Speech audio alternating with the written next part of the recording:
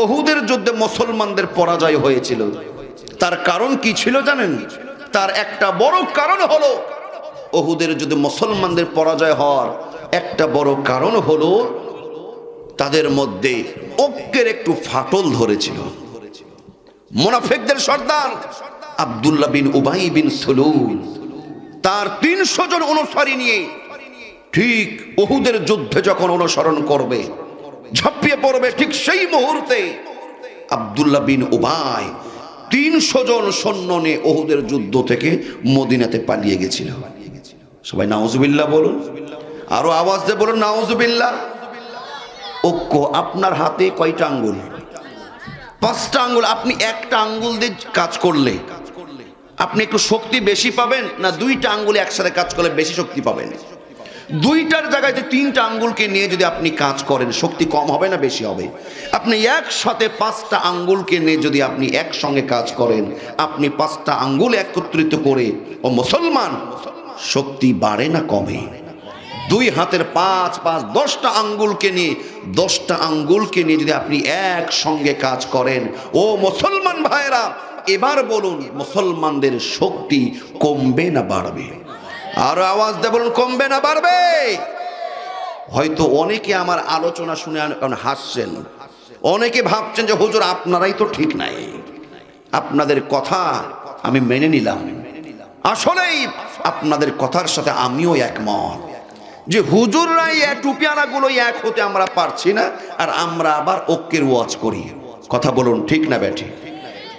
আপনারা লক্ষ্য করেছেন, যেই কথা না বললেই নয়, আজকে যেই কথা না বললেই আপনাদের মনের প্রশ্নটা পরিপূর্ণ হবে না, ক্লিয়ার হবে না। সেটা হলো ঐক্য যখন আমাদের মধ্যে বিনষ্ট হবে, তখন বুঝে নিতে হবে আমাদের পরাজয়ের রাস্তা একটু সুপ্রশস্ত হয়ে যাবে। কথা ঠিক না বেঠিক?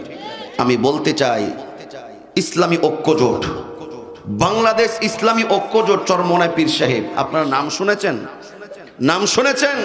যখন টুপিয়ালারা, আলেম ওলামা সবাই যখন এক কাতারে, সবাই যখন এক কাতারে এসে একসঙ্গে হাত মিলে কাজ করছে, তখন তিনি এসে বলছেন, না, এইখানে আমার আপত্তি আছে, আপনারা কেউ রাগ করবেন না, আমি বোঝানোর জন্য বলছি। আপনারা কি রাগ করছেন? চরমোনাই পীর সাহেব উনি হঠাৎ করে বলছে, না, আমি আর এই শক্তি এই জোটের মধ্যে থাকতে রাজি না, আমি একাই এখন চলবো, আমি একাই 100। মাশাআল্লাহ, ভালো। সমস্যাটা কোথায়? সমস্যা হলো যে আমি যে এইখানে থাকবো, যাদের সাথে থাকবো, উনি আপত্তি করছেন। উনি বলছেন যে জামাতে ইসলামের আকীদা ঠিক নাই। কথা বলুন, কি বলেছে? জামাতে ইসলামের আকীদা ঠিক নাই। আমার প্রশ্ন হলো, জামাতে ইসলামের আকীদা ঠিক নাই, আমি আপনার কথা মেনে নিলাম, কিন্তু জামাতে ইসলামের আকীদা ঠিক নাই, আপনি 5 মাস ধরে যাদের আকীদা ঠিক নাই তাদের সঙ্গে আপনি ঘুরলেন কেন? কথা বলুন। আপনি 5 মাস ধরে তাদের পিছনে পিছনে ঘুরলেন কেন? যাদের আকীদা ঠিক নাই তার সঙ্গে আমি 5 মাস কেন, 1 মাস কেন, 1 ঘন্টাও তাদের সঙ্গে আমি থাকবো না। কথা বলুন ঠিক না বেঠিক? যাদের আকীদা ঠিক নাই, না, আসল উদ্দেশ্য এটা নয়। আসল উদ্দেশ্য, আসল কারণটাকে আমি বলবো।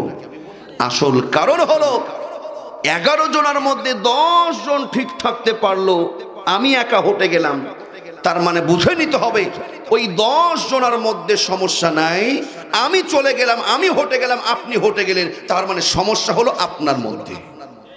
কথা বলুন ঠিক না বেঠিক? যদি এমনটাই হয় জামাত ইসলামের আকীদা ঠিক নয়, তাহলে আপনি 5 মাস 7 মাস তাদের পিছনে পিছনে কেন ঘুরলেন? এই বাংলার জমিনে কালেমার পতাকা উড্ডীন হয়ে যাক, কোরআনের রাজ কায়েম হয়ে যাক, এই দৃশ্য আমরা স্বচক্ষে দেখতে চাই কি চাই না? ও এই অবস্থা চাওয়ার মহব্বতের সাথে বলুন, আমরা চাই কি চাই না? ও মুসলমান, শুধু মুখে বললে চলবে না। কোরআনের রাজ কায়েম করার জন্য আপনার আমার যদি 24 জুলাই গণঅভ্যুত্থানের আন্দোলনের মতন আরো একবার যদি কোরআনের জন্য কোরআনের ময়দানে ডাক আসে, ও চাঁপাইনবাবগঞ্জের মুসলমান ভাইরা, কোরআনের ময়দানে কি আপনারা নামতে রাজি আছেন? আরো আওয়াজ দেব, নামতে রাজি আছেন? এমন একটি রাষ্ট্র, এমন একটি সমাজ ব্যবস্থাপনা আমরা চাই যেখানে আমার মায়েরা, আমার বোনেরা নিষ্টেনশন ভাবে চাকরি করবে, ব্যবসা করবে, ঘর থেকে বাইর হবে, কিন্তু কোনো কুলাঙ্গার ইফটিচিং করার সাহস পাবে না। এই রকম আমরা সমাজ ব্যবস্থা চাই কি চাই না? যদি চেয়ে থাকে মনে রাখতে হবে, আগামীতে যদি আলেম ওলামারা এক হয়ে কোরআন প্রতিষ্ঠার জন্য, ইসলামের রাজ কায়েমের জন্য টেকনাফ থেকে তেতুলিয়া, রূপসা থেকে পাথরিয়া, বন্দরবান থেকে সুন্দরবন যদি আলেম ওলামারা যদি এক হয়ে কোরআনের ময়দানে আরেকবার ডাক দেয়, সেই মিছিলে কারা কারা অংশগ্রহণ করতে রাজি আছো? দুইটা হাত আমার আল্লাহকে দেখাও।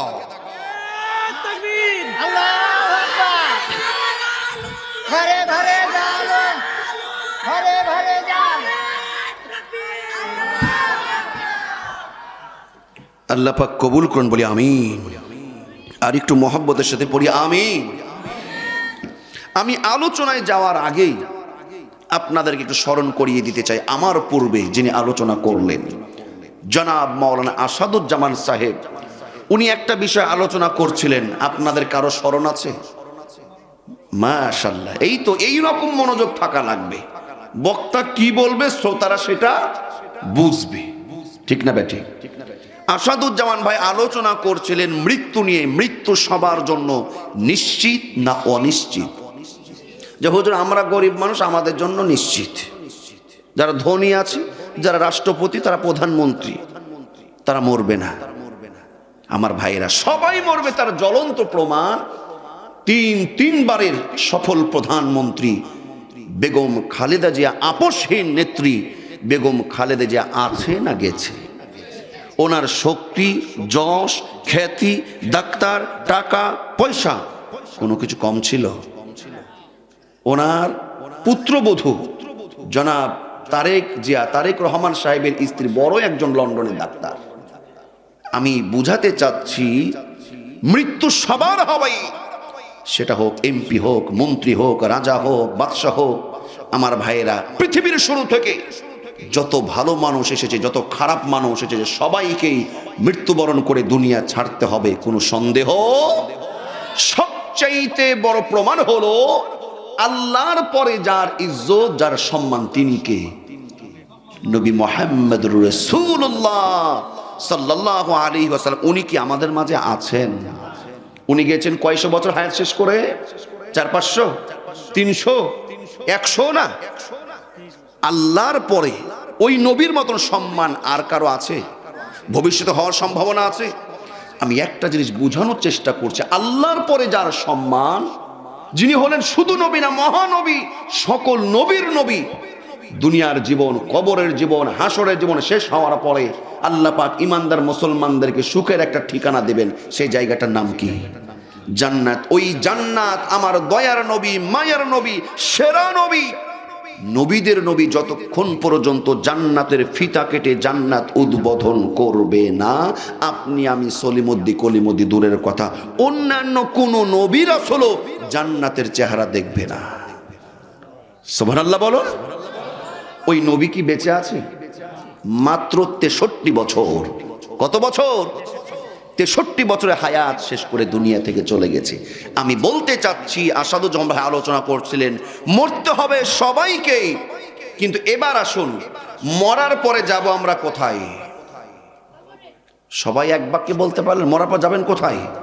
হয়তো কেউ বোধহয় ইংল্যান্ড বা থাইল্যান্ড, কেউ লন্ডনে যাবে নাকি? মরার পরে আমরা সবাই যাব কোথায়? কোনো সন্দেহ? দরদেরা আমার শোনন, সবাই মরবেন। মরার পরে আমাদের সবাইকে একটা জায়গায় রেখে আসা হবে, সেটা হলো 3.5 হাত মাটির বাড়ি নামক কবরে। কথা ঠিক না বেটি? শ্রোতারা মরলেও যে কবরে, সভাপতি প্রধান অতিথি মরলেও যে কবরে, বক্তা মরলেও ওই কবরে। কবরে যাওয়ার পরে 3টা প্রশ্ন হবে, মান রব্বুকা, মান নাবিয়ুকা, মান দীনুকা। হবে কি হবে না? হবে কি হবে না? কবরে যদি যেতেই হয় প্রশ্ন দিতে হবে, আপনাকে উত্তর দিতে হবে। এবার আসুন, তিনটা প্রশ্ন। কয়টা প্রশ্ন? মার রব্বুকা, তোমার রব ছিল কে? আল্লাহ। এই কথা এবং কাজে যদি মিল থাকতে পারেন তবেই আপনি উত্তর করতে পারবেন। মান নাবিয়ুকা, আপনার আমার পথ প্রদর্শক, আপনার আমার আদর্শ, আপনার আমার নবী ছিলেন কে? মুহাম্মদুর রাসূলুল্লাহ সাল্লাল্লাহু আলাইহি ওয়াসাল্লাম। তিনি মান দীনুকা, আমার দিন কি? ইসলাম। ইসলামের উপরে যদি আপনি অটুট অবিচল না থাকেন, আপনার জবান দিয়ে কবরে অ্যান্সার বের হবে। আমি এইখানে ভূমিকায় 2 নম্বর যে প্রশ্নটা, মান নাবিয়ুকা, আমাদের নবীকে, আমাদের পথ প্রদর্শককে? মুহাম্মদুর রাসূলুল্লাহ। ওই নবীকে যদি আপনি আদর্শ অনুসরণ অনুকরণ না করতে পারেন, মরার পরে কবরে গিয়ে টাকা দিয়ে, পয়সা দিয়ে, সুদ ঘুষ দিয়ে কেউ অ্যান্সার করতে পারবে না। কথা বলুন ঠিক না বেঠিক? কোরআনুল কারীমের 33 নম্বর সূরা, সূরাতুল আহজাবের ছোট্ট একখানা আয়াত আমি তেলাওয়াত করেছি। আয়াত নাম্বার হলো 21। আমার আল্লাহ রাব্বুল আলামিন বলেন, লাকাদ কানা লাকুম ফি রাসূলিল্লাহি উসওয়াতুন হাসানাহ أسوة حسنة لمن كان يرجو الله واليوم الآخر وذكر الله كثيرا। কথাটা মোল্লার নয়, কথাটা কার? আল্লাহ বলছেন, লাকাদ কানা লাকুম ফি রাসূলিল্লাহ। আল্লাহ বলেন, ফি রাসূলিল্লাহি উসওয়াতুন হাসানা। আমার রাসূল, আমার হাবিব, আমার বিশ্ব নবীজি, আল্লাহ বলছেন তোমাদের জন্য উসওয়াতুন হাসানা। রাসূলুল্লাহ সাল্লাল্লাহু আলাইহি ওয়াসাল্লামের আদর্শের মধ্যে রয়েছে উত্তম আদর্শ। বলি সুবহানাল্লাহ। বলছেন কে? আল্লাহ বলছেন তোমাদের জন্য উসওয়াতুন হাসানা, ফি রাসূলিল্লাহি উসওয়াতুন হাসানা। তোমাদের জন্য আমার রাসূলের মধ্যে রয়েছে উত্তম আদর্শ, তবে সবার জন্য নয়। 2টা জ্ঞান, 2টা ইলম, 2টা যোগ্যতা যাদের মধ্যে থাকবে, আল্লাহ বলছেন উসওয়াতুন হাসানাতুল লিমান কানা ইয়ারজুল্লাহা ওয়াল ইয়াউমাল আখির। 1 নম্বর হলো তাদের জন্য আমার নবীর মধ্যে উত্তম আদর্শ, উসওয়াতুন হাসানাতুল লিমান কানা ইয়ারজুল্লাহা ওয়াল ইয়াউমাল আখির, যারা পরকালের আখিরাতের বিশ্বাস রাখে। 2 নম্বর হলো ওয়া যাকারাল্লাহা কাসীরা, আর আল্লাহকে অধিক পরিমাণে স্মরণ করে। বলি সুবহানাল্লাহ। আমাদের দিলে আখিরাতের বিশ্বাস আছে না নাই? জীবন শেষ হবে, মৃত্যু হবে, মৃত্যুর সময় শেষ হওয়ার পরে আখিরাত হবে, হাসর নাসর, আল্লাহ পাক আমাদের আমলের হিসাব নিবে। এই বিশ্বাস আমাদের পরিপূর্ণ আছে না নাই? ও মুসলমান, আওয়াজ দেব, আছে না নাই? ওয়া যাকারাল্লাহা কাসীরা। আর 2 নম্বর হলো আল্লাহর প্রতি আমাদের অধিক পরিমাণে স্মরণ আছে না নাই? সর্ব অবস্থায় সব কিছুর ক্ষমতার মালিক যিনি, তিনি কে? এই 2টা গুণ অর্জন যারা করবেন, যাদের মধ্যে এই 2টা জিনিস থাকবে, পরকালের বিশ্বাস এবং আল্লাহর স্মরণ, তাদের জন্য আমার আল্লাহ বলছে, লাকাদ কানা লাকুম ফি রাসূলিল্লাহি উসওয়াতুন হাসানা। তোমরা কোন পথে চলবে, তোমরা কোন কথা বলবে, তোমরা কিভাবে জীবন যাপন করবে, সেই দিক নির্দেশনা আমার দয়ার নবী, নবী মুহাম্মদকে ফলো করবে। বলি সুবহানাল্লাহ। দরদ নবী, আমার দয়ার নবী কেমন মডেল নবী, খেয়াল করুন। দরদের আমার বিশ্ব নবী যেমন একজন নানা হিসাবে মডেল, আমার দয়ার নবী একজন পুরুষ, একজন স্বামী হিসাবেও মডেল। আমার দয়ার নবী একজন জামাই হিসাবে মডেল, আমার দয়ার নবী একজন নানা হিসাবেও মডেল, আমার দয়ার নবী বিশ্বের সমস্ত ইমামদের মডেল।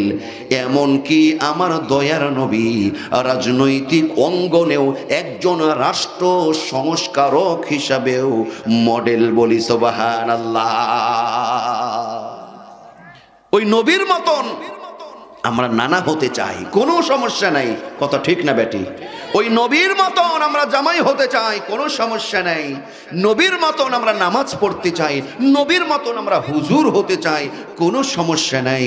কিন্তু নবীর মতন রাষ্ট্রনায়ক অনেকেই হতে চাই না, কাউকে হতেও দিতেও চাই না। এই ব্যাধি আমাদের রাষ্ট্রে আছে না নাই? যে ইমাম মানুষ, আপনি ইমাম সাহেব বেতন দিয়ে রেখেছে, শুধু নামাজ পড়াবেন, মুয়াজ্জিন সাহেব ঝাঁটা দেবেন, 2-5 হাজার বেতন পাবেন, এনাফ। আপনাদের কেন রাষ্ট্র নিয়ে এত মাথা ব্যথা? আছে না নাই? বোধহয় আপনারা কষ্ট পাচ্ছেন গো, কথা ঠিক না ব্যাঠিক? দয়ার নবী শুধু একজন ইমাম হিসেবে মডেল নয়, আমার দয়ার নবী পৃথিবীর মধ্যে আদর্শ কল্যাণকর একটি রাষ্ট্র, মদিনার রাষ্ট্র যিনি বিশ্বকে উপহার দিয়েছেন, এই মদিনার রাষ্ট্র শ্রেষ্ঠ রাষ্ট্রনায়ক হিসাবেও আমার দয়ার নবী হলেন আদর্শ মডেল। বলি সুবহানাল্লাহ।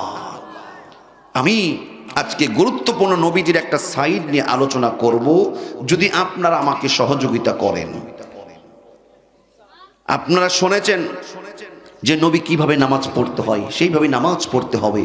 নবীজির সুন্নাহ ধারণ করতে হবে, মুখে দাড়ি রাখতে হবে, লম্বা জামা পড়তে হবে, এটাও যেমন সুন্নত। নবীজি যেই পথে রাষ্ট্র চালিয়েছেন, রাষ্ট্র যেইভাবে সংস্করণ করেছেন, সেইভাবে রাষ্ট্র পরিচালিত করা এবং সহযোগিতা করা, সেটাও সুন্নতের অন্তর্ভুক্ত। কথা ঠিক না ব্যাঠিক? তার কারণ বর্তমান আমি লক্ষ্য করে দেখছি, বর্তমান বাংলাদেশ সবচাইতে আমরা যেই জিনিসটার অভাবের মধ্যে রয়েছি, সেটা হলো আমরা অভিভাবক শূন্য। আমাদের কোনো অভিভাবক আছে? এই দেশের কোনো অভিভাবক আছে? যার মন যা চাচ্ছে তাই করছে। এই দেশের আজকে অভিভাবক নাই, অভিভাবক শূন্য বিধায় আজকে রাতে দিনে কাটাকাটি, মারামারি, খুনাখুনি, অন্যায় অবিচার বেড়েই গেছে। কথা বলুন ঠিক না ব্যাঠিক? এই দেশটাকে, আমাদের সবুজ শ্যামল সোনার বাংলাদেশটাকে আমরা আদর্শ রোল মডেল হিসাবে একটা আদর্শ একটা রাষ্ট্র সাজাতে চাই। সবাই আমরা চাই কি চাই না? দরদের আমার, আমি আপনাদের সামনে বলতে চাই যে লক্ষ্য করবেন, আমার দয়ার নবী 23 বছর তার শ্রম, রক্ত, ঘাম, পানি, দাওয়াত, যুদ্ধ বিগ্রহের মাধ্যম দিয়ে আমার দয়ার নবী একটা আদর্শ ও কল্যাণকর রাষ্ট্র পৃথিবীকে দেখিয়ে দিয়ে গেছেন। সেই রাষ্ট্রের নাম কি? সবাই বলেন, সেই রাষ্ট্রের নাম কি? মদিনার রাষ্ট্র। মদিনার রাষ্ট্র, রাষ্ট্রের নাম কি? মদিনার রাষ্ট্র। মদিনার রাষ্ট্র, নবীজি তৈরি করা মদিনার রাষ্ট্র পৃথিবীর মধ্যে রোল মডেল আধুনিক কল্যাণকর রাষ্ট্র। আমাদের দেশটাও আধুনিক ও কল্যাণকর একটি রাষ্ট্রে রূপান্তরিত হয়ে যাক, আমরা চাই কি চাই না? এখন অনেকে ভুল বুঝতে পারেন যে হুজুর বোধহয় আজকে রাজনীতি করার চিন্তা ভাবনা নিয়েই এসেছে। আপনি আগেই সেন্টিমেন্ট মাথায় সেটা ঢোকাবেন না। আমি বলছি না যে কোন দেশ সেটা কোন দল কায়েম করবে, সেটা আপনি করেন, আমি না পারলে আপনি করেন, আপনি না পারলে আরেকজন করুক। কিন্তু আমরা চাই দেশের মানুষের, মাটি, মানবতার কল্যাণ, চাই কি চাই না? দরদের আমার শুনুন, আমার দয়ার নবী তার জীবন দিয়ে, রক্ত, তার জিহাদ, অক্লান্ত পরিশ্রমের মাধ্যমে তিনি যে মদিনার রাষ্ট্র উপহার দিয়েছে, আমরাও যখন যে ক্ষমতায় আসি, ক্ষমতায় বসার পরেও আমরা এসে বলি যে আমি এবার রাষ্ট্র চালাবো মদিনার সনদে। এই ওয়াজ নতুন না পুরাতন? সবাই বলেন, এসে বলে মদিনার সনদে রাষ্ট্র চলবে, এসে দেখি যে ইন্ডিয়ার দাদা বাবুর সনদে রাষ্ট্র চলছে। এসে বলে মদিনার সনদে রাষ্ট্র চলবে, দেখি যে ব্রিটিশদের মানুষ রচিত বানানো সনদ দিয়ে রাষ্ট্র চলছে। কথা বলুন ঠিক না বেটি? এই দেশ থেকে মারামারি, কাটাকাটি, হানাহানি ততক্ষণ বন্ধ হবে না, এই দেশটা যতক্ষণ পর্যন্ত আধুনিক ও কল্যাণকর রাষ্ট্র হবে না। আজকে আমার আলোচনার বিষয় হলো আধুনিক ও কল্যাণকর রাষ্ট্রের রূপকার হযরত মুহাম্মদ মুস্তাফা সাল্লাল্লাহু। আমার বাবাজিরা খেয়াল করুন, বিশ্ব নবীকে আল্লাহ পাক কেন ইমানদার মুসলমান বিশ্বাসীদের জন্য আদর্শ পথ প্রদর্শক মডেল বানালেন? আমার দয়ার নবীর আদর্শ যদি ঘরে ফলো করেন, ঘরে যত স্বামী রয়েছে, স্বামীরা যদি স্ত্রীর সঙ্গে আমার দয়ার নবী কেমন আদর্শ দেখিয়েছেন, এটা যদি কোনো স্বামী ধারণ করতে পারে, স্বামী হিসাবে সে একজন রোল মডেল হয়ে যাবে। আমার দয়ার নবী, মায়ার নবী কেমন ভাবে ইমামতি করেছেন, আমার দয়ার নবী কেমন ভাবে রাষ্ট্র পরিচালিত করেছেন। কোন রাষ্ট্রের নেতা, কোন রাষ্ট্রের প্রতিনিধি যদি আমার দয়ার নবীকে ফলো করে, রাষ্ট্রের জনগণ যদি ফলো করে, সেই রাষ্ট্রটা একটা আধুনিক ও কল্যাণকর রোল মডেল রাষ্ট্র হয়ে যাবে বলি ইনশাআল্লাহ। তার কারণ দয়ার নবী, মায়ার নবী মুহাম্মদুর রাসূলুল্লাহ সাল্লাল্লাহু আলাইহি ওয়াসাল্লাম, তার আদর্শ সম্পর্কে সার্টিফিকেট সাধারণ কোনো মানুষ দেয় নাই। নবীর আদর্শের চরিত্রের সার্টিফিকেট যিনি দিয়েছেন, একটু কি আওয়াজ দিয়ে বলা যাবে তিনি কে? কথাটা মোল্লার নয়, আল্লাহ বলেন ওয়া ইন্নাকা লাআলা খুলুকিন আযীম। ও নবী, ও নবী, আপনাকে আমি মহান চরিত্রের উপরে প্রতিষ্ঠিত করেছি বলি সুবহানাল্লাহ। নবীর আদর্শ, নবীর চরিত্র সম্পর্কে স্বয়ং আল্লাহ সার্টিফিকেট দিচ্ছে। আপনার আমার চরিত্র সম্পর্কে সার্টিফিকেট দিয়েছেন আল্লাহ। আপনার আমার চরিত্র সম্পর্কে সার্টিফিকেট দিয়েছেন এলাকার মেম্বার, চেয়ারম্যান, প্রতিনিধিরা। কথা বলুন ঠিক না ব্যাঠিক? এলাকার মেম্বার, চেয়ারম্যানের সার্টিফিকেটের কোনো মূল্য আছে? মূল্য কেন নাই? একজন নামাজি হাজী সাহেব, ভালো মানুষ গেলে যেই সার্টিফিকেট দেয়, যেই প্যাডে লেখা থাকে, ওই এলাকার সবচাইতে বড় বেনামাজি, সবচাইতে চোর, ডাকাত, বদকারও যদি সেইখানে যায়, সেও দেখবেন ওই একই প্যাডে আপনার এলাকার প্রতিনিধি, আপনার মেম্বার, চেয়ারম্যান, তারা ওই একই চরিত্র সার্টিফিকেট দেয়। কথা বলুন ঠিক না ব্যাটি? আমি বলতেছিলাম, শুনুন, আল্লাহর নবী, মায়ার নবী, বিশ্ব নবী মদিনা রাষ্ট্রটাকে কিভাবে তিলে তিলে গড়ে তুলেছেন, সারা পৃথিবীর মধ্যে আধুনিক রোল মডেল হিসেবে রাষ্ট্র তৈরি করেছেন। তার এক নম্বর যে কাজটা হলো, সেই কাজটা হলো আল্লাহর পক্ষ থেকে নির্দেশ প্রাপ্ত, সেটা হলো মুসলিম উম্মহকে আগে এক হতে হবে, ঐক্য গড়ে একসঙ্গে কাজ করার দরকার আছে না নাই? ঐক্য গড়ে তুলতে হবে, ঐক্য গড়ে তুলতে হবে। আল্লাহর দয়ার নবী, মায়ার নবী মদিনা রাষ্ট্রটাকে এমন ভাবে তিনি সাজিয়েছেন, তিনি আগে সকলকে ঐক্য করেছেন। মাটি মানুষ, ইমানদার মুসলমানদেরকে ঐক্য করে এক জায়গায় করে তুলেছেন।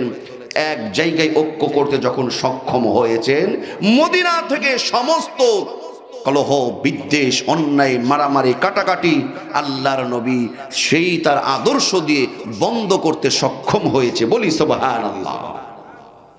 ঐক্য গড়ে তুলতে হবে। এক নম্বর হলো ইসলাম দিন কায়েম করার জন্য, এক নম্বর হলো যারা ইমানদার মুসলমান হবে তারা এক হয়ে কাজ করবে, ঐক্য গড়ে তুলবে। আমার আল্লাহ রাব্বুল আলামিন বলেন, ওয়াতাসিমু বিহাবলিল্লাহি জামিআন ওয়ালা তাফাররাকু। আল্লাহ বলেন, তোমরা আল্লাহর রজ্জুকে, আল্লাহর রশিকে, আল্লাহর রজ্জু, আল্লাহর রশি বলতে বলা হয়েছে কোরআনকে, তোমরা আঁকড়ে ধরো, এক হয়ে থাকো, তোমরা বিচ্ছিন্ন হয়েও না। কথাটা কার? সবাই বলুন, কথাটা কার? কোরআনকে এক হয়ে ধরে রাখার নির্দেশ আমাদেরকে যিনি দিচ্ছেন তিনি কে? কিন্তু আমাদের মাঝে কি ঐক্য আছে?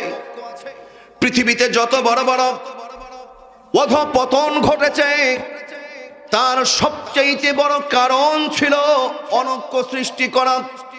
আমার ভাইয়েরা, মুসলমান স্পেনের মুসলমানরা 800 বছর প্রায় শাসন করেছে। তারপরে স্পেনের মুসলমানদের পতন ঘটেছে। এই পতন ঘটার সবচাইতে বড় কারণ হলো মুসলমানদের অনৈক্যের কারণ। কথা ঠিক না বেঠি?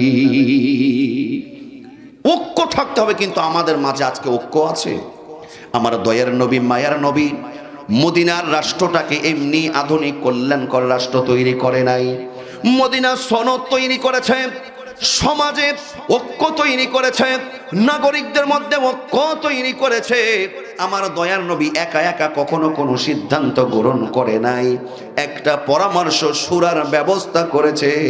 ব্যবস্থা করে আমার দয়ার নবী ঐক্য সাধন করে একটা শক্তিশালী রাষ্ট্র তৈরি করেছে। বলি সুবহানাল্লাহ। উহুদের যুদ্ধে মুসলমানদের বিজয় হয়েছিল না পরাজয় হয়েছিল? উহুদের যুদ্ধে মুসলমানদের পরাজয় হয়েছিল। তার কারণ কি ছিল জানেন?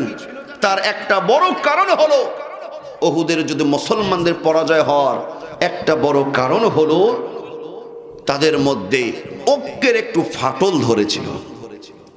মুনাফিকদের সর্দার আব্দুল্লাহ বিন উবাই বিন সুলুল তার 300 জন অনুসারী নিয়ে ঠিক উহুদের যুদ্ধে যখন অনুসরণ করবে, ঝাঁপিয়ে পড়বে, ঠিক সেই মুহূর্তে আব্দুল্লাহ বিন উবাই 300 জন সৈন্য নিয়ে উহুদের যুদ্ধ থেকে মদিনাতে পালিয়ে গেছিল। সবাই নাউজুবিল্লাহ বলুন, আরো আওয়াজ দিয়ে বলুন নাউজুবিল্লাহ। ঐক্য আপনার হাতে কয়টা আঙ্গুল? 5টা আঙ্গুল। আপনি একটা আঙ্গুল দিয়ে কাজ করলে আপনি একটু শক্তি বেশি পাবেন, না 2টা আঙ্গুলে একসাথে কাজ করলে বেশি শক্তি পাবেন? 2টার জায়গায় 3টা আঙ্গুলকে নিয়ে যদি আপনি কাজ করেন শক্তি কম হবে না বেশি হবে? আপনি একসাথে 5টা আঙ্গুলকে নিয়ে যদি আপনি একসঙ্গে কাজ করেন, আপনি 5টা আঙ্গুল একত্রিত করে ও মুসলমান, শক্তি বাড়ে না কমে? 2 হাতের 5 5 10টা আঙ্গুলকে নিয়ে 10টা আঙ্গুলকে নিয়ে যদি আপনি একসঙ্গে কাজ করেন, ও মুসলমান ভাইরা এবার বলুন মুসলমানদের শক্তি কমবে না বাড়বে? আরো আওয়াজ দিয়ে বলুন কমবে না বাড়বে? হয়তো অনেকে আমার আলোচনা শুনে হাসছেন, অনেকে ভাবছেন যে হুজুর আপনারাই তো ঠিক নাই, আপনাদের কথা আমি মেনে নিলাম। আসলেই আপনাদের কথার সাথে আমিও একমত যে হুজুররাই টুপিয়ানাগুলো এক হতে আমরা পারছি না, আর আমরা আবার ঐক্যের ওয়াজ করি। কথা বলুন ঠিক না বেঠি? আপনারা লক্ষ্য করেছেন যেই কথা না বললেই নয়, আজকে যেই কথা না বললেই আপনাদের মনের প্রশ্নটা পরিপূর্ণ হবে না, ক্লিয়ার হবে না। সেটা হলো ঐক্য যখন আমাদের মধ্যে বিনষ্ট হবে তখন বুঝে নিতে হবে আমাদের পরাজয়ের রাস্তা একটু সুপ্রশস্ত হয়ে যাবে। কথা ঠিক না বেঠি? আমি বলতে চাই ইসলামী ঐক্যজোট, বাংলাদেশ ইসলামী ঐক্যজোট চরমোনাই পীর সাহেব, আপনারা নাম শুনেছেন? নাম শুনেছেন?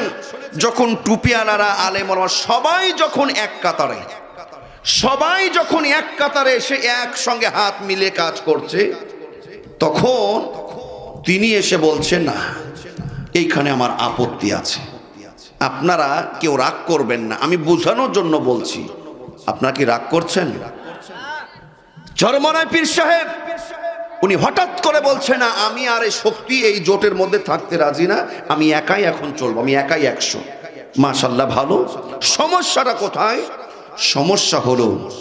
সমস্যা হলো যে আমি যে এইখানে থাকবো, যাদের সাথে থাকবো, উনি আপত্তি করছেন। উনি বলছেন যে জামাতে ইসলামের আকীদা ঠিক নাই। কথা বলুন কি বলেছে? জামাতে ইসলামের আকীদা ঠিক নাই। আমার প্রশ্ন হলো জামাতে ইসলামের আকীদা ঠিক নাই, আমি আপনার কথা মেনে নিলাম, কিন্তু জামাতে ইসলামের আকীদা ঠিক নাই, আপনি 5 মাস ধরে যাদের আকীদা ঠিক নাই তাদের সঙ্গে আপনি ঘুরলেন কেন? কথা বলুন। আপনি 5 মাস ধরে তাদের পিছনে পিছনে ঘুরলেন কেন? যাদের আকীদা ঠিক নাই তার সঙ্গে আমি 5 মাস কেন, 1 মাস কেন, 1 ঘন্টাও তাদের সঙ্গে আমি থাকবো না। কথা বলুন ঠিক না বেঠি?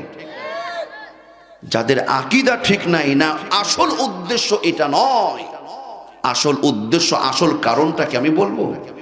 আসল কারণ হলো 11 জনের মধ্যে 10 জন ঠিক থাকতে পারলো, আমি একা হটে গেলাম, তার মানে বুঝে নিতে হবে ওই 10 জনের মধ্যে সমস্যা নাই, আমি চলে গেলাম, আমি হটে গেলাম, আপনি হটে গেলেন, তার মানে সমস্যা হলো আপনার মধ্যে। কথা বলুন ঠিক না বেঠি? যদি এমনটাই হয় জামাত ইসলামের আকীদা ঠিক নয়, তাহলে আপনি 5 মাস 7 মাস তাদের পিছনে পিছনে কেন ঘুরলেন? কেন ঘুরলেন? আকীদা ঠিক নেই ভালো। আপনারা বিশ্বাস করেছিলেন যে 11 দল ইসলামী দলগুলো ঐক্য হয়েছে, কিন্তু আমি বিশ্বাস করি নাই, আমি বিশ্বাস করি নাই যে চরমনায় পীর সাহেব ঐক্য থাকবে। এটা হতেই পারে না, এটা হতেই পারে না, এটা আমি বিশ্বাস করি নাই। বলছে হুজুর কেন? এটা আমি বিশ্বাস করি নাই, তার কারণ হলো আপনি কয়েক বছর পূর্বের ইতিহাস দেখুন, কখনো ইসলামী দলের সঙ্গে তারা এসে ঐক্য করতে পারে নাই, থাকতে পারে নাই। এটা হলো সবচাইতে তাদের বড় একটা ব্যাধি। কথা বলুন ঠিক না ব্যাঠিক? রফিকুল ইসলাম মাদানী সাহেবের নাম শুনেছেন? ছোট্ট ছেলে, এই রফিকুল ইসলাম মাদানী সাহেব তিনি একটা তথ্য বলে দিয়েছেন, ফাঁস করেছেন। এই রফিকুল ইসলাম মাদানীকে যখন ফ্যাসিস্ট স্বৈরাচার আওয়ামী লীগ যখন অ্যারেস্ট করলো, অ্যারেস্ট করার পর রফিকুল ইসলাম মাদানীকে যখন রিমান্ডে নেওয়া হলো, তখন রফিকুল ইসলাম মাদানীকে বলছে, এই তোর অবস্থা খারাপ আছে, টর্চারিং শুরু করেছে। বলছে তোকে ছাড়বো না, তাড়াতাড়ি বল রাষ্ট্রবিরোধী কারা বক্তব্য দেয়, কারা লেকচার দেয়, হুমকি ধামকি, কোন সমস্ত বক্তাগুলো আলেমগুলো লেকচার দেয় রাষ্ট্রদ্রোহী, সেই বক্তাগুলো কয়েকজনের নাম দেয়। রফিকুল ইসলাম মাদানী সাহেব আপনার সার্চ দিয়ে দেখে নেবেন, রফিকুল ইসলাম মাদানী ছোট্ট মানুষ বলছে যে আমি সর্বপ্রথম চরমনায় পীর সাহেবের নায়েবে আমিরের নাম 1 নম্বরে দিয়েছি, নায়েবে আমিরের নাম 1 নম্বর দিয়েছি, 2 নম্বরে মামুনুল হক সাহেবের নাম দিয়েছি, আরো অনেকের নাম দিয়েছে। উনি বলেছে এইরকম অনেক একটা নামের লিস্ট করেছি। তো গোয়েন্দা বাহিনীরা, প্রশাসন বাহিনীরা সব নামগুলো ঠিক রাখলো, চরমনায় নায়েবে আমিরের নামটা কেটে দিল। রফিকুল ইসলাম মাদানী সাহেব বলছে কি ব্যাপার? উনি তো সবার চাইতে বেশি ডাইরেক্ট কথা বলে, রাষ্ট্রের বিপক্ষে কথা বলে, হুমকি ধামকি দিয়ে রাখে, ওনার নামটাই আপনারা কাটলেন কেন? বলছে হুজুর ও আপনি বুঝবেন না, ও ব্যাপারটা আলাদা। বোঝা যায় ওনারা ঐক্য থাকবেন না, সেটা আমি অনেক আগে থেকেই জানতাম। রফিকুল ইসলাম মাদানী তাদেরই তৈরি করা সন্তান, সে বলছে যে পুলিশ প্রশাসন ওনার নামটা কেটে দিল, বোঝা গেল ব্যাপারটা আলাদা। তার মানে আমরা বুঝেছি ইসলামী ঐক্যজোট, ওনারা আপনারা এই 11 জন ইসলামী দলের সাথে থাকতে পারলেন না, এটা আপনাদের কোনো সিদ্ধান্ত নয়, এটা অন্য কোনো বহিরাগত একটা সিদ্ধান্ত হতেও পারে। কথা বলুন ঠিক না ব্যাঠিক? 40টা 45টা আসনে ওনাদের হবে না। যদি এমনটাই হয়, মন মতন তারা আসন আমাদেরকে দেয় নাই, আমাদের সম্মানের হানি করেছে, আমাদেরকে বেইজ্জতি করেছে, এই কথা বলেছে। দরদিরা আমার শোনুন, এমনটাই যদি হয়, আসন কয়টা নিবে? এই আসনটা নেওয়ার জন্য ভোট হলোই না, নির্বাচন হলোই না, আগে প্রধানমন্ত্রী কে হবে, রাষ্ট্রপতি কে হবে, অর্থমন্ত্রী কে হবে, ধর্মমন্ত্রী কে হবে, এই নিয়ে মারামারি কাটাকাটি গন্ডগোল শুরু হয়ে গেছে। বোঝা গেছে আপনাদের দিলে ইসলাম কোরআন দিন কায়েমের চাইতে দুনিয়ার লোভটাই বেশি ঢুকে গেছে। কথা বলুন ঠিক না ব্যাঠিক? কিন্তু আমি মনক্ষুণ্ণ হবেন না, আমি বলতে চাই কে কোরআনের পক্ষে থাকলো আর না থাকলো, ইসলাম কায়েম করার জন্য, দ্বীন ইসলাম প্রতিষ্ঠার জন্য আমাদের এই দেহে 1 ফোঁটা রক্ত যতদিন থাকবে, আমরা খাব্বাব, খুবাইব, হানজালার মতন জীবন দিয়ে ইসলামের পক্ষে টিকে থাকবো। কারা কারা? 2টা হাত আমার আল্লাহকে দেখায়। আল্লাহ পাক কবুল করুন, বলি আমিন। হাত নামা। আমিন। আমার ভাইয়েরা মনক্ষুণ্ণ হবেন না, শুনুন। আমি বলছিলাম উসওয়াতুন হাসানা, আল্লাহর নবীর আদর্শের মধ্যে রয়েছে উত্তম আদর্শ। এই রাষ্ট্রটাকে সুন্দরভাবে প্রতিষ্ঠিত করতে চাইলে 1 নম্বর যে কাজটা করতে হবে, মুসলিম উম্মার মধ্যে আগে আমাদের ঐক্য গড়ে তোলার বিকল্প নাই। কিন্তু এমন একটি মুহূর্তে ঐক্যের দ্বার প্রান্তে এসে আমার ভাইরা, যখন আপনি দূরে সরে গেলেন, বুঝতে আর বাকি থাকলো না। ইসলামী ঐক্য জোটের আমির সাহেব সুন্দর একটা কথা বলেছিলেন, আমরা ওয়েলকাম জানিয়েছিলাম। ফ্যাসিস্ট স্বৈরাচার বিদায়ের পরে যখন হাত পাখার বড় একটি সমাবেশ হলো, এই সমাবেশে বসে সুন্দর একটা চরমোনাই পীর সাহেব একটা বক্তব্য দিয়েছিলেন। তিনি বলেছিলেন, এই মঞ্চে যতজন আছে, এই মঞ্চের কেউ যদি মুনাফিকি না করে, সবাই যদি তার কথাই এক থাকতে পারে, আগামীতে এই রাষ্ট্র মুসলমান কোরআন দিয়েই গড়বে। কথা ঠিক না বেঠি? কিন্তু দেখছি সবাই ঠিক, আপনারা বোধহয় রাগ করছেন গো। সবাই ঠিক থাকলো, আপনি কোন স্বার্থে, কিসের লোভে আপনি দূরে চলে গেলেন? আপনি বলেছিলেন এই মঞ্চে যারা আছে তারা কেউ যদি মুনাফিকি না করে, আমি তো বলবো তাহলে মুনাফিকের কথাটা উচ্চারণ আপনি করেছিলেন। আপনি যেহেতু 11 থেকে আউট হয়ে গেলেন, মুনাফিকি অন্য কেউ করে নাই। মুনাফিকি কেউ যদি করে থাকে, আপনিই করেছেন। কথা বলুন, ঠিক না বেঠি? উহুদের যুদ্ধের তখন দাওয়া বেজে গেল, আমার ভাইয়েরা, আব্দুল্লাহ বিন উবাই বিন সালুল 300 জন সদস্য নিয়ে এসে মদিনার পথে যে আমার আর যাওয়া যাবে না। আমার ভাইয়েরা, উনি দূরে সরে গেল। এই মুনাফিক সম্পর্কে, আব্দুল্লাহ বিন উবাই সম্পর্কে আল্লাহর পক্ষ থেকে আল্লাহর নবীকেও আল্লাহর রব্বুল আলামিন সতর্ক করেছিলেন। কথা বলুন, ঠিক না বেঠি? তবে মনক্ষুণ্ণ হওয়া যাবে না। শুনুন, সবাই নিঃস্বার্থভাবে ইসলামের জন্য, কোরআনের জন্য নিবেদিতভাবে, নিঃস্বার্থভাবে জীবনকে উৎসর্গ করবে, এটা নাও হতে পারে। দরদির আমার, উহুদের যুদ্ধে আব্দুল্লাহ বিন উবাই বিদায় নিয়েছিল, কিন্তু আরো অসংখ্য নারী পুরুষ সাহাবীরা স্বতঃস্ফূর্তভাবে, নিঃস্বার্থভাবে দিন কায়েমের জন্য জীবন দিয়েছিল। কথা ঠিক না বেঠি? দরদির আমার, নবীর আর একজন সাহাবী আপনারা নাম শুনেছেন, যার নাম হলো হযরত হানজালা রাদিয়াল্লাহু তাআলা। হানজালা রাদিয়াল্লাহু তাআলা দিলেন কেমন নবী প্রেম ছিল, কেমন মহাব্বত ছিল, একটু গভীর মনোযোগ দেবেন। আমরা নবীকে ভালোবাসি, আমরা নবীকে মহাব্বত করি। নবীজি মিষ্টি খেতে ভালোবাসতেন, মিষ্টি খাওয়ার সুন্নত, আমরাও মিষ্টি খাই। আছে না নাই? এই জায়গাতে ভালোবাসা আমাদের আছে।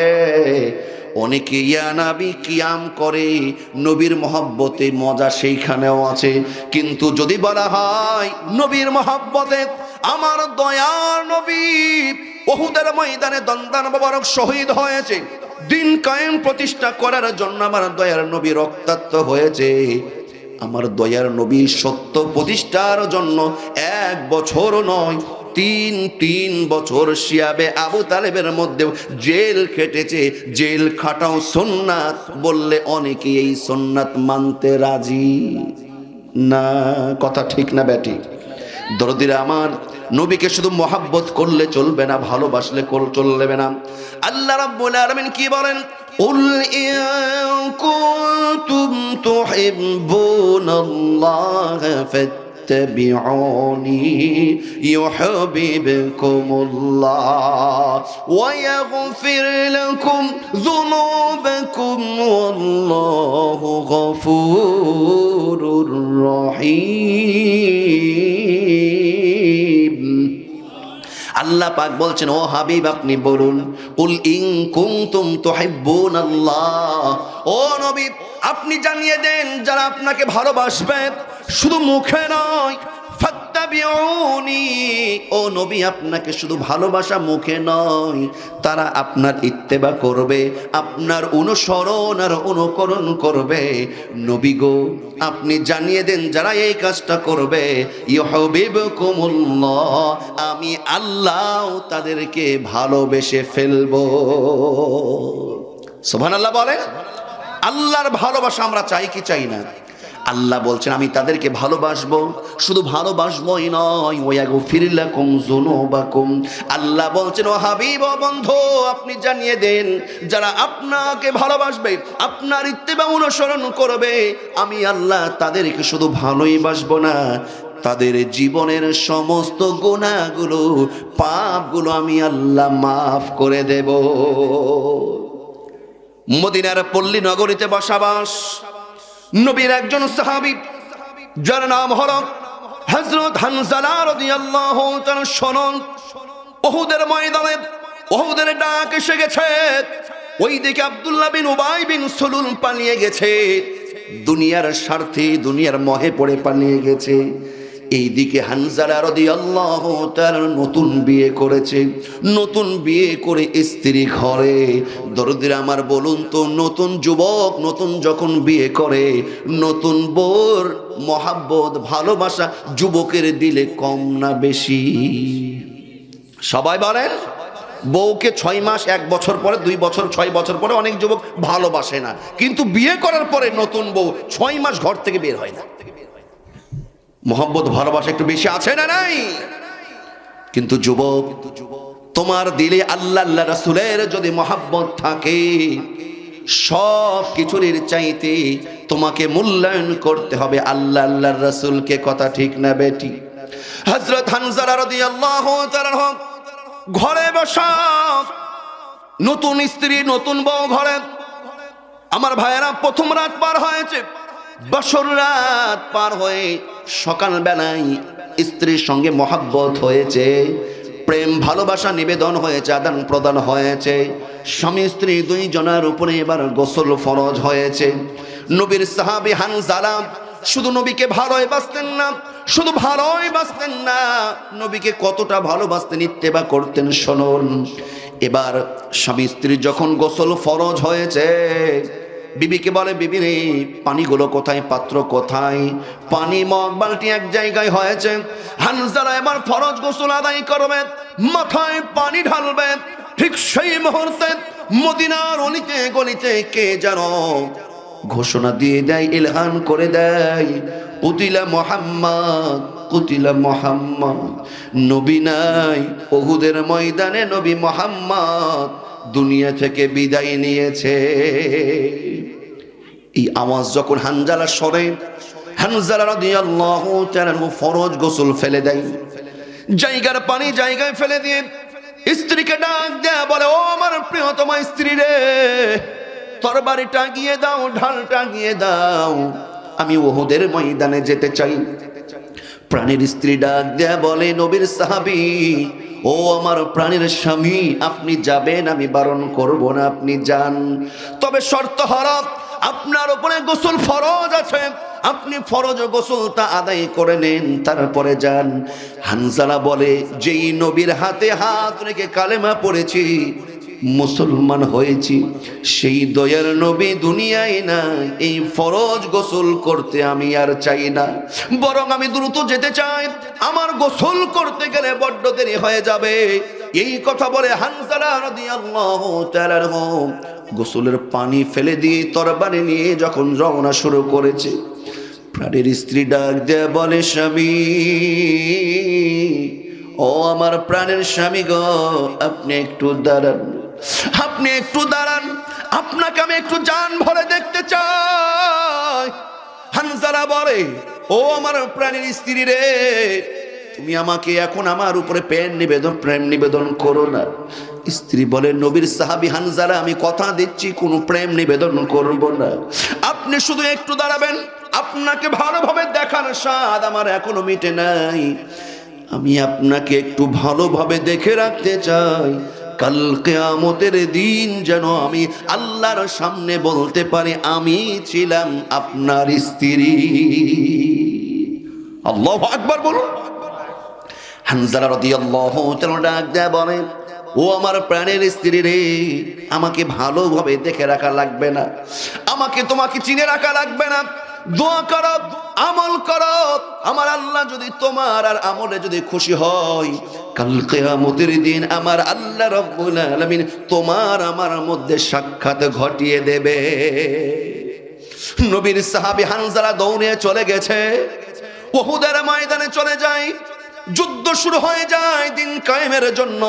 নবীর মহব্বতে যখন যুদ্ধ শুরু হয়ে যায়, হানজালা অসংখ্য কাফের মুশরিকদেরকে কচু কাটা কাটা করে জাহান্নামের চৌরাস্তায় পাঠিয়ে দেয়।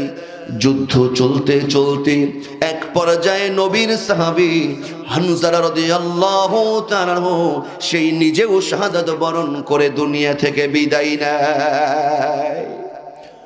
উহুদের ময়দানটা, উহুদের যুদ্ধটা এতটাই মর্মান্তিক ছিল দরদিরা আমার, এইদিকে নারীরা কাঁদতে কাঁদতে বেহুশ হয়ে গেছে, কান্না করতে করতে উহুদের ময়দানের দিকে যায়। ডাক দেয়া বলে, ও বোন তুমি কোথায় যাচ্ছ? বলছে আমি উহুদের দিকে যাচ্ছি। ডাক দেয়া বলে, ও বোন তোমার যেহেতু নাম নাই, তোমার স্বামী তো আর বেঁচে নাই, দুনিয়া থেকে বিদায় নিয়েছে। আর একজন কান্না করে বলে, কোথায় যাও? বলে আমি উহুদের ময়দানের দিকে যাই। ও বোন তোমার সন্তান দুনিয়া থেকে বিদায় নিয়েছে, তোমার স্বামী দুনিয়া থেকে বিদায় নিয়েছে। আর একজনকে ডাক দেয়া বলে, তুমি কোথায় যাও? উহুদের ময়দানের দিকে যাই। ডাক দেয়া বলে, উহুদের ময়দানের দিকে যে লাভ নাই, তোমার সন্তান তো অনেক আগেই শাহাদত বরণ করেছে। অসংখ্য নারীরা, মহিলারা, মা বোনেরা তারাও ডাক দেয়া বলে, ও নবীর সাহাবীরা, আমার সন্তান, কেউ বলে আমার স্বামী, আমার ছেলে বেঁচে আছে কিনা সেটা আমি জানতে চাই না। বলো বলো আমার দয়ার নবী, মায়ার নবী বেঁচে আছে কিনা। সুবহানাল্লাহ। দরদিরা আমার, এইদিকে হানজালা শহীদ হয়ে গেছে। হানজালার স্ত্রী চলে এসেছে, ইয়া রাসূলুল্লাহ। পর্দার আড়াল থেকে ডাক দেয়া বলে, নবী গো, ইয়া রাসূলুল্লাহ, উহুদের ময়দানে যারা শহীদ হয়েছে, ও নবী, যারা জিহাদের ময়দানে আল্লাহর জন্য শহীদ হয় তাদের তো গোসল দেওয়ার প্রয়োজন হয় না, কিন্তু নবী গো আপনার একজন সাহাবী আছে যাকে আপনি শেষ গোসলটা করিয়ে দেবেন। নবী ডাক দেয়া বলে, ও আল্লাহর বান্দি, ও বোন তোমাকে তো চিনলাম না, তুমি কি?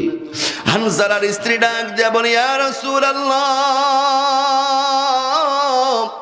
ইয়া হাবিবাল্লাহ, নবী গো আমি আর অন্য কেউ নয়, আমি হলাম আপনার সাহাবী হানজালার স্ত্রী। হানজালাকে কেন গোসল করানো লাগবে?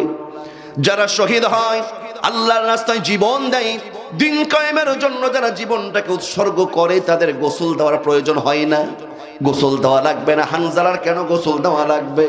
প্রাণের স্ত্রী ডাক দেয়া বলে, নবী গো আপনার সাহাবী হানজালার সঙ্গে আমার গতকালকে বিয়ে হয়েছে, নবী গো আপনার হানজালার উপরে গোসল ফরজ ছিল, কিন্তু নবী আপনার মহাব্বতে সে দেরি হয়ে যাবে বিদায় ফরজ গোসলও সে আদায় করে নাই, ফরজ গোসল তার বাকি আছে। সে উহুদের ময়দানে শাহাদাত বরণ করে দুনিয়া থেকে বিদায় নিয়েছে। অতএব নবী গো তাকে কাফন দাফন করানোর আগে তাকে উত্তম ভাবে একটা ফরজ গোসল আদায় করেন।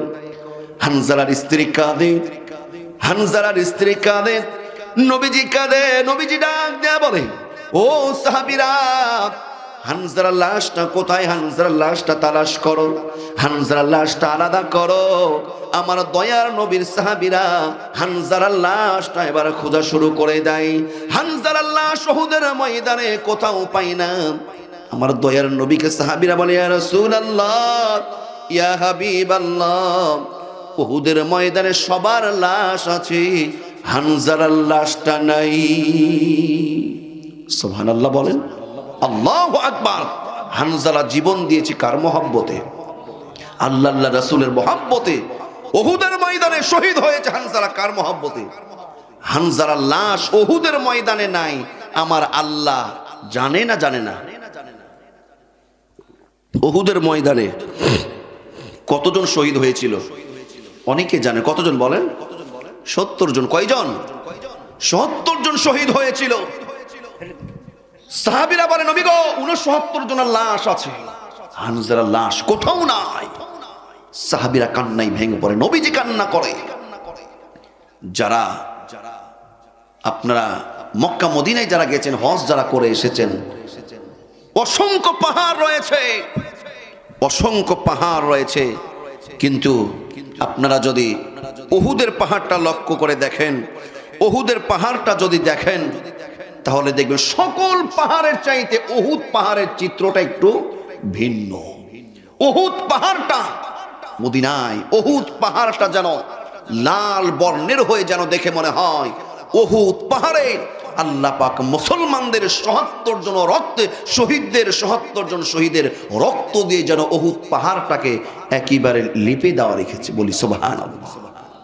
পাহাড়ের চিত্রটা একটা আলাদা। সাহাবীরা খোঁজে, নবী গো কোথাও হানজালার লাশ নাই।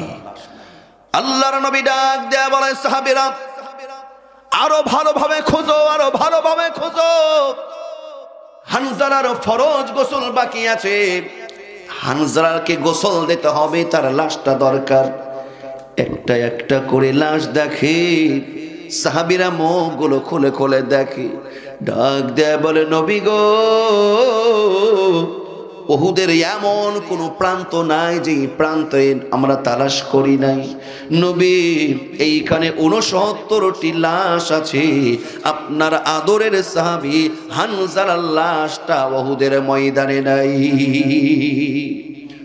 দরদের আমার শোনো, হানজালা জীবন দিয়েছে আল্লাহর জন্য, যারা কোরআনের জন্য, ইসলামের জন্য, দিন প্রতিষ্ঠার জন্য যারা জীবন দেয়, আমার আল্লাহ রাব্বুল আলামিন বলেন, তারা যারা শাহাদাত বরণ করে এরা কখনো মৃত নয়, আল্লাহর ভাষায় এরা হলো জীবিত। ওয়ালা তাকুলু লিমান ইয়াকতালু ফি সাবিলিল্লাহি আমওয়াত বাল আহইয়াউ ওয়ালাকিন লা তাশউরুন। আল্লাহ বলছে, যারা আল্লাহর রাস্তায় দিন কায়েমের জন্য, কোরআন ইসলামের জন্য, আল্লাহর জন্য যারা জীবন দেয়, যারা শহীদ হয়, তারা কখনো মৃত নয়, এরা হলো জীবিত। সেটা তোমরা অনুধাবন করতে পারো না। আল্লাহু আকবার। অন্য জায়গায় আল্লাহ বলছে, ওয়ালা তাহসাবান্নাল্লাযীনা কুতিলু ফী সাবিলিল্লাহি আমওয়াতা বাল আহইয়াউন ইনদা রাব্বিহিম ইরযাকুন। যারা শহীদ হয়, শাহাদাত বরণ করে, আল্লাহ বলছে এরা মৃত নয়, এরা জীবিত। শুধু তাই নয়, বাল আহইয়াউন ইনদা রাব্বিহিম ইরযাকুন, আল্লাহ বলছে শুধু তারা জীবিত না, আমি আল্লাহ, আল্লাহর পক্ষ থেকে তারা রিজিক প্রাপ্ত। সুবহানাল্লাহ বলেন। শহীদরা কি প্রাপ্ত? শহীদরা রিজিক প্রাপ্ত। মৃত মানুষের রিজিকের দরকার আছে? আপনার আমার বাপ দাদা মারা যায়, আমরা মারা যাব, মৃত ব্যক্তি তো রিজিকের দরকার নাই। আল্লাহ বলছে তারা রিজিক প্রাপ্ত, তার মানে বোঝা যাচ্ছে তাদের রিজিকের দরকার আছে। শহীদ যারা, তাদের রিজিকের দরকার আছে, তার কারণ যেই ব্যক্তি জীবিত তারই রিজিকের দরকার আছে। অতএব শহীদরা যেহেতু মৃত নয়, তারা জীবিত, আল্লাহর পক্ষ থেকে তারা রিজিক প্রাপ্ত। আর একবার বলুন সুবহানাল্লাহ। হানজালা রাদিয়াল্লাহু তাআলা উহুদের ময়দানে জীবন দিয়েছে। আমার আল্লাহ, আল্লাহর রাসূল খুশি হয়েছে না বেজার হয়েছে? সবাই বললেন না বেজার হয়েছে না খুশি হয়েছে? তাহলে হানজালার লাশটা উহুদের ময়দানে নাই, কোথায় আছে, কেমন আছে, আমার আল্লাহ জানে কি জানে না? কোথায় আছে শুনবেন, কোথায় আছে শুনবেন।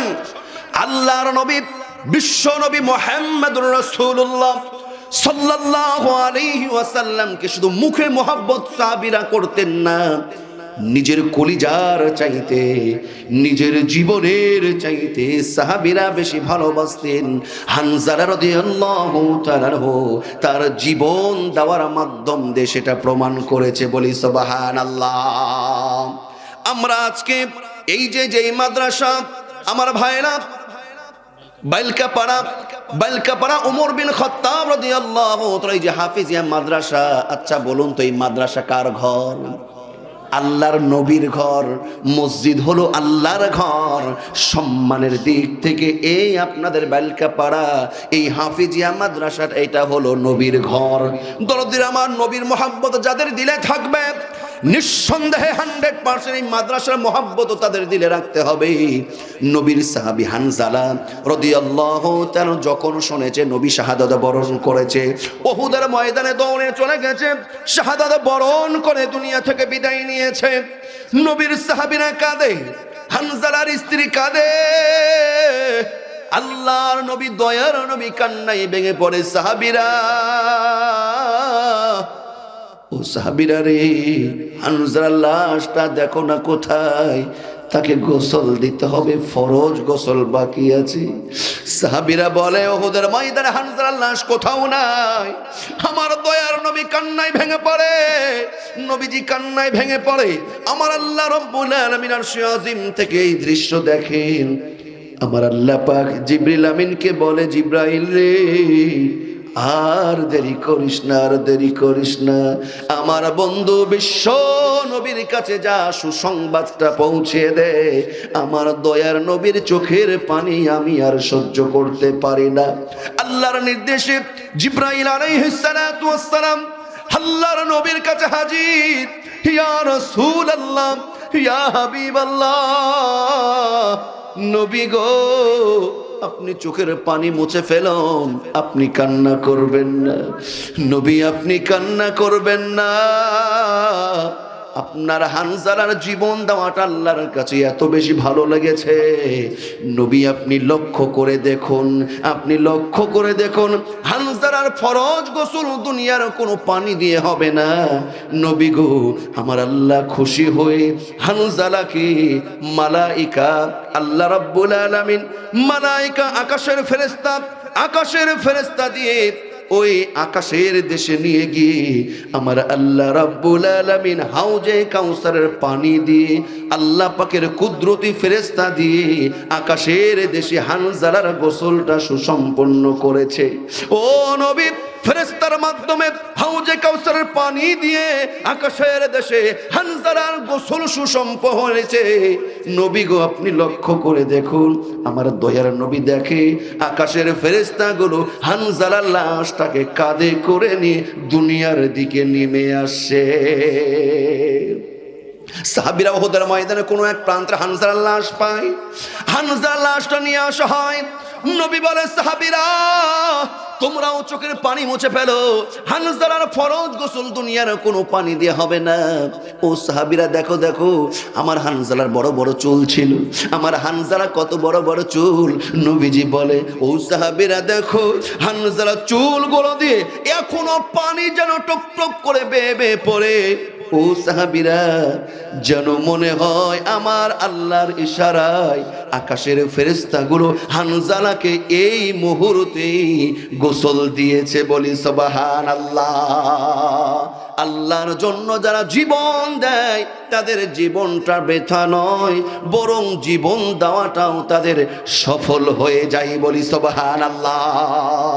আল্লাহু আকবার, আল্লাহু আকবার। আমার ভাইরা, আমি সর্বশেষ আপনাদেরকে আর 5টা মিনিট একটু কষ্ট দিব, মেহেরবানি করে। আমার পূর্বে আসাদুজ্জামান ভাইয়ের কাছে, মাওলানা আসাদুজ্জামান ভাইয়ের কাছে, দ্বিতীয় বক্তার কাছে আপনারা অনেকক্ষণ কালেকশন দান সৎকা করেছেন। আমি এইখানে কি কয়েকজন ভাই পাবো না?